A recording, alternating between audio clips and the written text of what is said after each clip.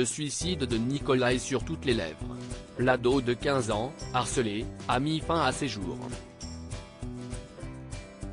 Le rectorat de Versailles ne l'a pas écouté, a même laissé entendre qu'il s'agissait d'un supposé harcèlement, et la lettre reçue par sa famille est terrible. Une affaire qui a bouleversé tout le monde, notamment des personnalités. Si est un drame qui ne devrait jamais avoir lieu, celui du suicide d'un enfant. Nicolas, 15 ans, a mis fin à ses jours en septembre à Poissy. Ses parents et lui avaient dénoncé des faits de harcèlement scolaire et ont fait face à une absence totale de réaction de la part du rectorat de Versailles. Pire encore, ils ont reçu, 4 mois avant la mort du jeune homme, une lettre de réponse violente de la part du rectorat. Depuis ces révélations, de nombreuses personnalités ont fait part de leur écœurement. À commencer par Christophe Beaugrand qui a pris la parole dès ce week-end. La lettre du rectorat de Versailles sur l'affaire du harcèlement de Nicolas, écrite quelques mois avant son suicide en 7. Dernier, est à vomir. Les mots de la rectrice sont HONTEX, a-t-il écrit sur X, ex-Twitter. Valérie Damido de son côté a publié « Du coup le rectorat de Versailles a démis de ses fonctions non ?» Cette triste histoire est dans toutes les bouches et dans toutes les matinales de ce lundi.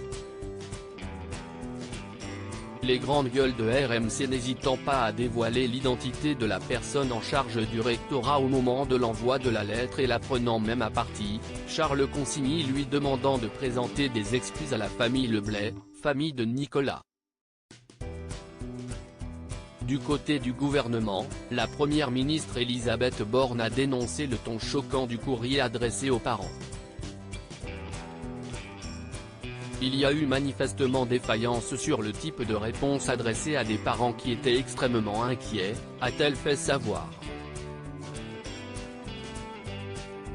Gabriel Attal, ministre de l'Éducation nationale qui était aux obsèques de Nicolas, a pour sa part déclaré que ce courrier était une honte. Dès le lendemain du drame, il a déclenché une enquête administrative en plus de l'enquête judiciaire. Les enquêteurs remettront leurs conclusions sous 15 jours.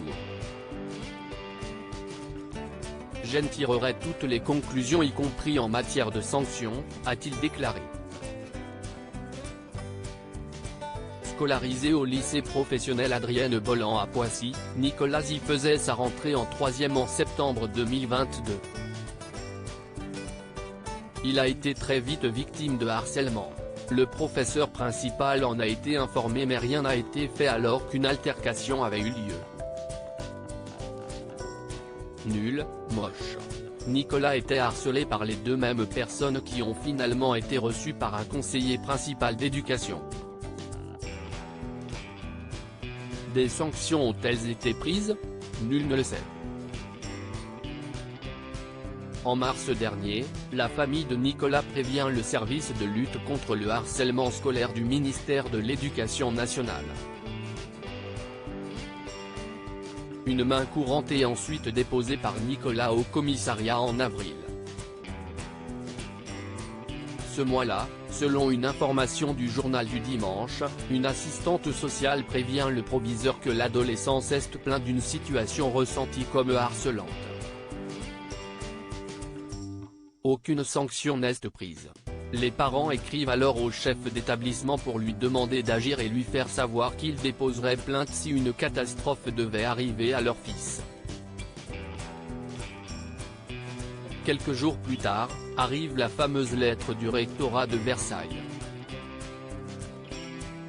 Dans celle-ci, ils sont menacés d'un dépôt de plainte pour dénonciation calomnieuse. La lettre évoque aussi, le supposé harcèlement subi par Nicolas. Face à cette missive, le jeune homme s'effondre et n'a plus jamais été le même selon ses proches. L'issue de cette affaire a malheureusement été fatale.